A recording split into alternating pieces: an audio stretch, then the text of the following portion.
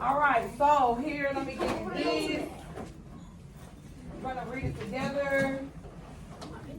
Does everybody have a paper? No. Yes. Yes, queen.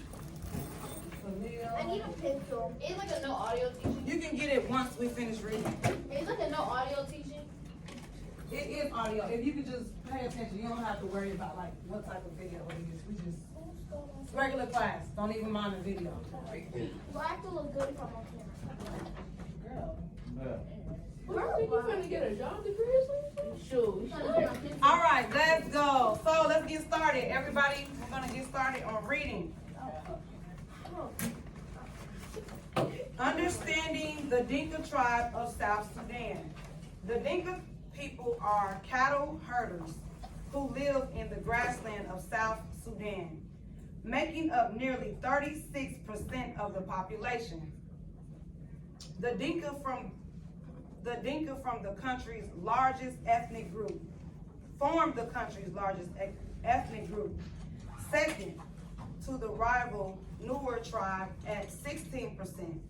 Within the Dinka tribe, there are diverse and independent subgroups based on location, culture, and language. The Dinka are very spiritual people who value harmony, independence, and strength. The passage from boyhood to manhood is an important marker in the life of Dinka's boy. I need you to stay with us. Stay with us. Stay with us. As children, the boys are responsible for milking cows, but this job symbolically ends when the young men are initiated into manhood through cultural rituals. Part of this initiation involves testing the strength of the young men. Particularly, their foreheads are cut in lines that will leave permanent scars to mark their manhood. This traditional sacrifice is important to the Dinka culture, but not everyone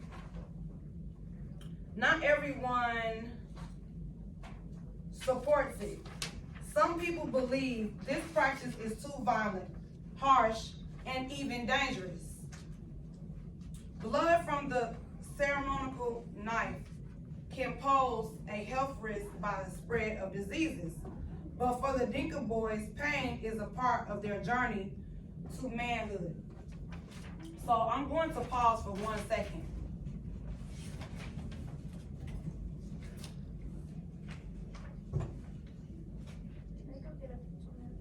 Give me 1 second. So in paragraph 1,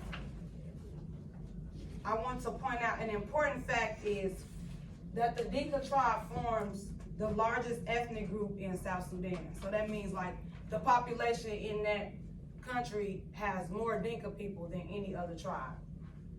Also, the Dinka people are known for what? What do they do? What is their job? Yes, their job. I knew you was raising your hand? Yes. And then they also care about what? Water. And being what? Independent. And being strong, right? Being independent and being a strong tribe. I'm gonna go back to paragraph 2, one key point. The Dinka boys become men through an important culture. And what is one of the rituals that they do to make them men? What is one of the rituals that they participate in? Yes, they cut a line on their forehead. And this facial scarring is important, but it proposes a what? What kind of risk? Diseases because of what? What is wrong with the ritual? How can that propose a disease? When the knife is used for blood and it's not properly washed, it can spread blood disease. Right, it can spread diseases. Very good. Very good. So, for many young men in South Sudan, these scars are essentially a part of their identity because different ethnic groups employ different scarring patterns. These lines also also offer a way to distinguish between tribes. For example, the Dinka scars form a V shape, while the Nuer tribe forms lines that are horizontal. Although similar ways, the Dinka and the Nuer tribes are rival tribes that have been fighting over land and resources. And what is one of the resources that they're fighting over? Water, yes. So, like water, for years, although this conflict is separate from the Sudanese civil wars, it has worsened as a result of the nation's never-ending wars. In 2013, the Dinka president of South Sudan dismissed the Nuer vice president after accusations of disloyalty, which sparked a new wave of violence. Since then, there have been efforts to resort to peace between these fruiting tribes, but it takes more than time and work to resolve long-standing conflicts. So I'm gonna go back to one point in the last two paragraphs. So Dinkas, their shape of their scar is what?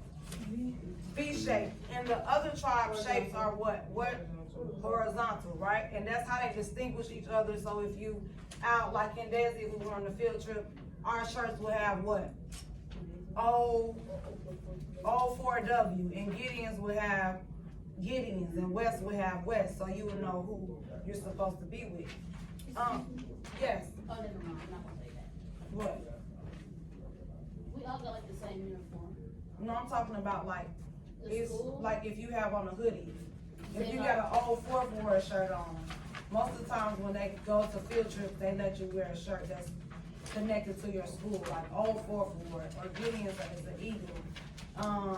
West are pandas, so it's kind of like broken down by that. And the Dinka and the Nuer are enemies who have been fighting for water, as we already discussed, for the Civil War. So I'm gonna just go over this. This is what the Sahara Desert looks like. So, as you can see, it's kind of, do you see anywhere you can get water at? No, not at all. The Sahara Desert is the largest area to the semi-arid sandy area that's located in southwestern Africa. It covers parts of Botswana, Namibia, and South Africa. Its dunes range from 220 to 200 feet high and can be 50 miles long. The region is surrounded by semi-arid areas that are slowly becoming drier and drier due to desertification. So that means that the land that they live on is really hard to find water. So you guys are gonna have the challenge. Oh, we already talked about paragraph 1, paragraph 2, paragraph 3, paragraph 4. So after reading this article, what do you guys think is the most important thing to keep in mind as we read Long Walks of Water? What do y'all think is the most important thing that we should keep in mind? What's the difference between both tribes? Yes, the difference between both tribes. Anybody else? Ida, what you think? Oh, mine was also the conflict of the tribes. The conflict. All right, Dylan. I don't got an answer. All right, Makati. What do you think is gonna be important about as we read the book? Based on this picture right here. Like they live in a very dry place, so it's hard to like find water and animals and stuff. Yes, it's gonna be very hard. So some of you have already started. You're going to answer the questions on the back. I kind of already went over the answers, and I will just be around. And you can also scan the QR code. We also have a map. This is the whole desert land right here. So all this is the desert. That's another desert. So this is a map of South Africa. So you guys can kind of see. And it also has a QR code on the picture on the other page that you can scan and look at the pictures. while you guys are working on the package. And I'll be going around to make sure everybody understands. Huh? Illegal